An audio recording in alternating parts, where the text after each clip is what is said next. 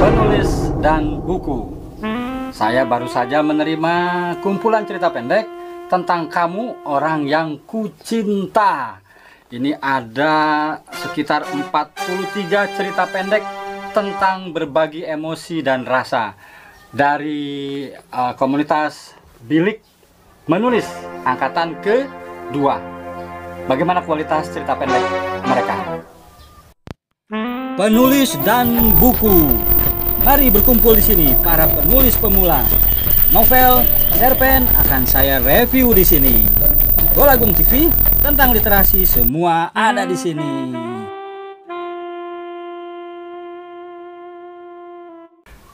Sahabat Golagung TV, ternyata di era pandemi virus COVID-19 ini, lockdown atau isolasi mandiri atau diam di rumah, membuat kita justru lebih kreatif. Terbukti saya banyak menerima buku. Nih misalnya, ini dari Tirta Nursari, antologi cerita inspiratif, ya kan? Nah ini juga dari Febri Aldi, Prulium. Febri Aldi atau dikenal Edelweiss Basa. Nanti saya bahas juga. Banyak sekali ya. Ini Yud Fitra juga.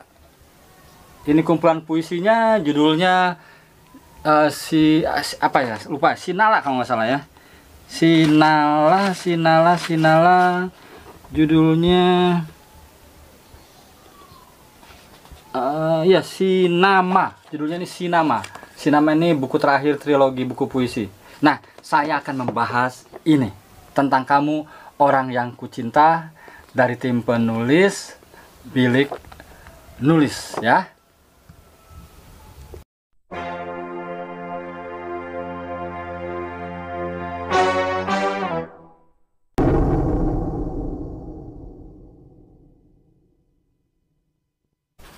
Ya, kopi dulu.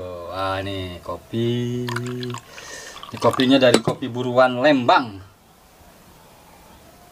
Ini tentang kamu orang yang kucinta, ada 43 ya. 43 cerita pendek. Saya membacanya pelan-pelan. Bagaimana kualitas mereka? Nah, pertanyaan saya sebetulnya kepada para penulis cerita pendek ini, apakah ini kisah nyata mereka? Atau curhat tadi ya, curhat. Mana kacamata ya? Kayaknya ada kacamata di situ nggak? Nggak apa-apa. Kacamata. Nah sini kacamata. Ya. Jadi saya akan bahas cerpen pertama ya. Cerpen pertama judulnya Bajak Laut Itu Bernama Ibu. Judul ini menarik buat saya. Jadi secara keseluruhan cerita pendek ini bagus ya untuk para pemula. Artinya nih orang-orang yang terlibat di pelatihan Bilik Nulis, kemudian tugas akhirnya adalah cerita pendek. Jadi Bajak Laut Itu Bernama Ibu. Nah, saya ingin memberi saran kepada semua penulis di sini, apa yang sudah ditulis di sini sudah bagus, tapi coba lagi sekarang menulis dengan teknik yang lain. Tetap cerpennya ini, ya. Misalnya Bajak Laut Itu Bernama Ibu. Di sini yang menulis Arum Faiza. Nah, dalam dialognya tidak menguatkan karakter. Jadi semuanya seragam. Di sini menceritakan tentang tokoh bernama sebentar ya. Nih. Di sini tokohnya di sini pakai point of view si cewek tuh, namanya siapa sih di sini nih? Bentar ya, sabar. Rido tuh cowoknya, si ceweknya itu namanya hei kamu, mana sih namanya tuh? Bentar, hari ini adalah dia mau jadi ada seorang perempuan, dia miskin, pakai teknik aku dan dia dapat beasiswa ke London ya. Nah, di dalam cerita ini si perempuannya orang miskin ditaksir sama Rido juga miskin. Kemana-mana Rido ini teman sekolahnya pakai motor butut ya. Nah di dalam dialognya itu semuanya sama, tidak memiliki karakter atau keunikan, terutama dalam hal logat misalnya. Karena kenapa? Para tokoh ini berada di kelas ekonomi miskin. Jadi latar belakang sosial budayanya miskin. Nah, terutama ibunya yang miskin. Ibunya itu di sini ngumpulin kayu bakar ya. Nah, dialog ibunya justru baku. Ya, memakai bahasa baku. Misalnya gini bahasanya nih. Hingga ada titik di mana ibu tidak ingin mendonorkan satu mata ibu untuk kamu. Nah, jadi ceritanya begini. Si perempuan ini, anak miskin sekolah ke sebuah SMA. Dia kalau pulang diantar sama si Ridho tadi, tapi tidak boleh memberitahu ke teman-temannya bahwa dia miskin. Ibunya buta satu matanya, ya. Nah, jadi si aku ini malu punya ibu buta. Ceritanya bagus, alurnya juga bergerak. Hanya kalau dalam teknik menulis cerita pendek itu ada istilahnya plot hole. Jadi ada lubang-lubang, ada logika cerita yang harus kita perbaiki. Nah, di sini lubang-lubang yang harus diperbaiki itu misalnya tadi karakter si ibunya harus diperbaiki dalam hal dialog. Nah, dialognya di sini si ibunya sama, jadi tidak mencerminkan dia sebagai orang miskin, gitu ya. Nah, kemudian si Ridhonya, orang miskin tadi, disebutkan di sini sudah berkali-kali menyatakan cinta di muka publik di depan murid-muridnya di sini. Ridho memang sudah tergila-gila sejak dahulu. Dari awal masuk SMP hingga kuliah, selalu saja membuntuti. Aku tak tahu sudah berapa puluh cara penembakan yang dilakukan. Dari yang kata orang romantis, ngasih bunga, dan surat cinta. Hingga yang memalukan seperti nembak langsung di depan banyak orang. Nah, secara psikis, karakter dari tokoh orang miskin ini memang kita harus riset. Kira-kira cocok apa tidak. Nah, ini juga penting ya. Kalau ingin cerita pendek itu kuat. Jadi ada aspek psikologisnya ya. Tapi sekali lagi nih cerita ini udah oke.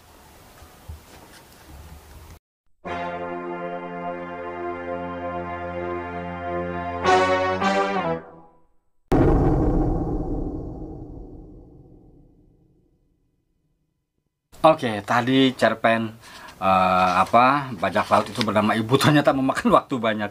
Sekarang aku melamarmu Haura oleh Bunda Novi. Ini teknik menulisnya menarik seperti gaya diary. Jadi di sini si penulis menempatkan dirinya sebagai dalang.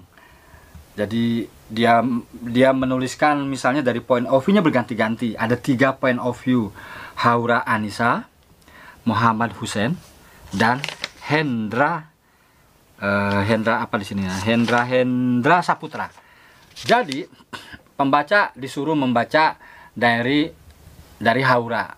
Pakai point of view aku.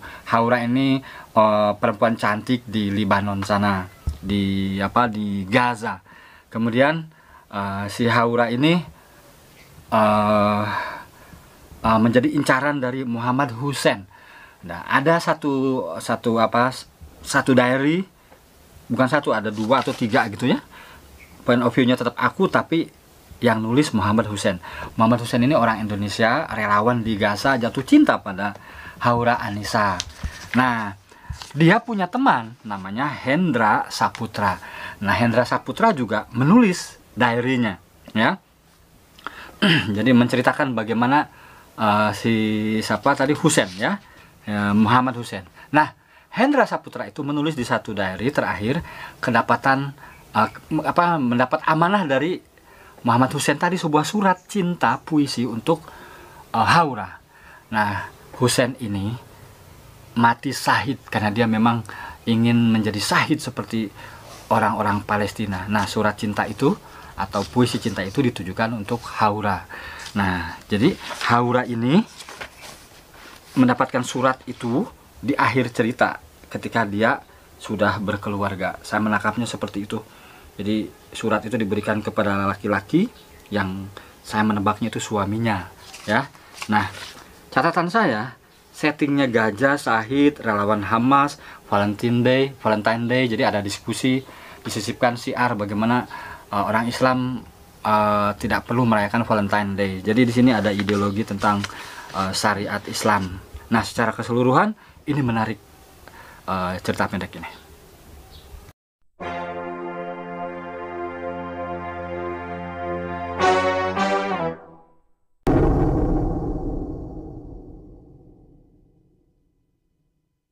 Cerpen ketiga, Senja di Langit Angkara. Point of view-nya aku. Jadi settingnya menarik di Turki, di Ankara. Nah, ini tentang cinta terlarang.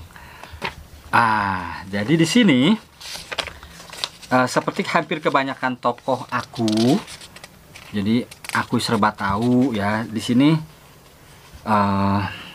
si tokoh aku, teknik menulisnya curhat. Jadi cinta terlarang antara tokoh aku orang Bandung dan Manado.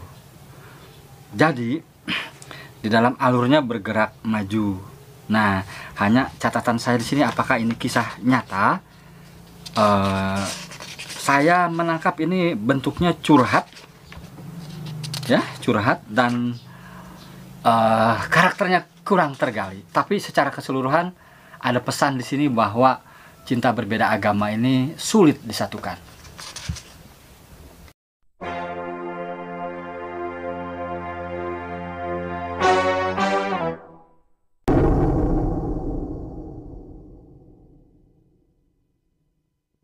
Nah, cerpen keempat judulnya Soal Rasa Jangan Ditanya oleh Alfi Sanantika, ya. Nah, ini menceritakan tentang tokoh namanya Ale dan Kanya. Ya, mereka berteman, kemudian mereka menikah. Nah, catatan ini, cerpen ini terlalu panjang rentang waktunya 2 tahun. Sebetulnya cerita pendek itu, tokohnya ini udah benar, tokohnya sedikit, dan latar waktunya jangan terlalu panjang. Dan cerpen itu cukup mengambil momen satu peristiwa saja, ya. Nah, tapi saya tidak melarang ini yang 2 tahun kemudian, ya. Jadi menceritakan Ale melamar Kanya, lalu 2 tahun kemudian si Kanyanya minta bercerai. Dia menyesal karena tiba-tiba tidak mengenal suaminya, ya. Nah, saya melihat di sini kurang kuat alasan minta cerainya, ya, selain tadi rentang waktunya. Jadi sebetulnya cerita ini bisa dibuka ketika mereka sudah menikah saja, ya. Jadi bisa fokus saat mereka tidak harmonis. Nah, ini sebenarnya tidak ada konflik di dalam cerita ini. Justru saya sebagai pembaca agak bingung. Padahal misalnya masukkan saja satu tokoh lain. Misalnya ada mantan pacarnya, itu justru menjadi lebih menarik.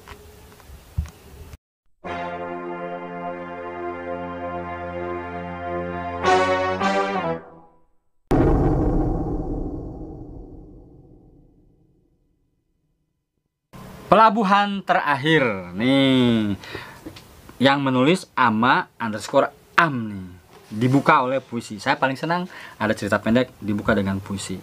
Nah, biasanya kalau point of view-nya aku memang menjadi serba tahu dan keinginan untuk menuliskan apa saja di narasi tergoda. Nih misalnya di sini tiba-tiba dibuka oleh opini. Setiap insan selalu mendambakan cinta. Cinta sejati yang selalu hadirkan warna pelangi. Seperti halnya pelangi, cinta yang sempurna selalu membutuhkan gelap agar senantiasa memberikan kabar gembira. Kita selalu merasa yakin dengan pilihan hati, padahal yang baik menurut kita belum tentu baik menurut dia. Dianya itu huruf besar, berarti Tuhan. Yang buruk menurut kita bisa saja menjadi yang terbaik menurutnya. Tadi dia, kemudian nya. Tuhan tahu segalanya. Nah, ini nih opini. Ini akan lebih bagus sebetulnya pakai tanda kutip, buka, kutip, tutup. Ini bagian dari ceramah satu tokoh yang didengar oleh tokoh aku sebagai Priscilia. Nah, jadi itu kecenderungan kalau memakai tokoh point of view pertama aku. Kita ingin sekali menulis apa saja. Nah, catatan lainnya ini si aku ini, jadi ada laki-laki namanya Surya gitu ya. Jadi tiba-tiba dia tiba-tiba sudah mengatakan bahagia bersama dengan tokoh namanya Surya. Tapi di sini ada banyak kesalahan. Misalnya gini, dia itu ditaksir oleh Fajar, aku ini. Nah, Fajar ini kakak kelasnya. Kemudian ada cowok lain namanya Surya yang kemudian berhasil menikahi Priscilia tadi. Nah, jadi di sini saya kutip kesalahan ya, diksi yang dipakai. Satu paragraf. Waktu itu aku pergi dengan naik angkutan umum. Fajar menghubungiku. Ada dialog langsung. Ini yang takut diajak nikah ya, dalam bentuk pesan di WA. Aku melongo sambil senyum-senyum membacanya. Tak sadar ternyata banyak orang yang memerhatikan di angkutan umum itu. Mulai hari itu kita selalu berkomunikasi. Nah, tiba-tiba dia memakai kita. Harusnya kan aku dan Fajar itu kami, ya. Jadi di sini juga banyak menggunakan kita, ya. Nah, itu. Jadi hati-hati ketika menggunakan kata atau diksi kami dan kita. Kalau kami itu aku dan dia menjadi kami. Kalau kita aku, kamu, dia menjadi kita, menjadi lebih banyak.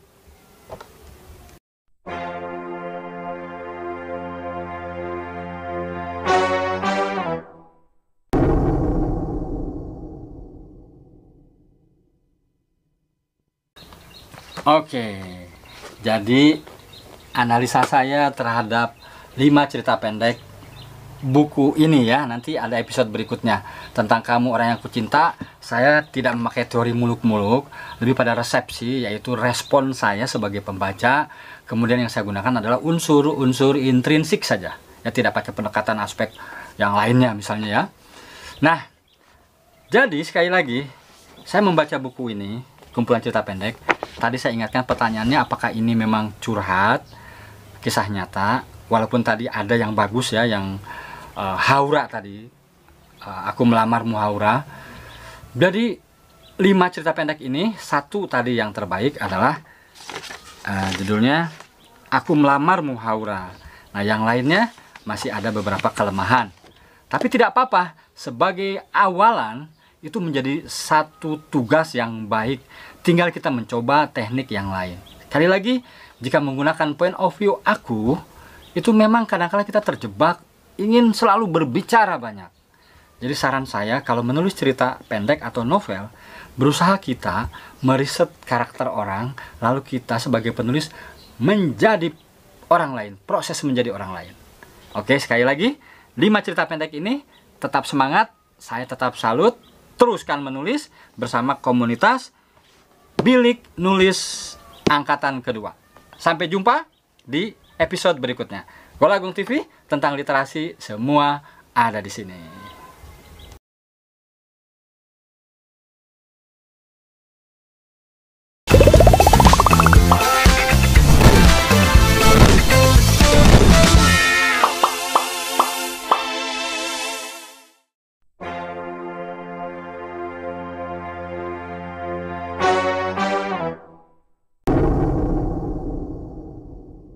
Kelas menulis Golagong, Anda jadi penulis, saya histerisi.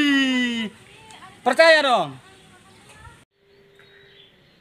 Percaya dong dengan kelas menulis Golagong. Saya Rahmat Helia S, instruktur literasi nasional dan duta baca Provinsi Banten. Dengan kelas menulis Golagong, saya sendiri sudah bisa membuktikannya menulis 46 buku. Mulai dari novel, esai, kemudian puisi, cerpen, dan juga yang lain-lain ya. Ini buktinya nih.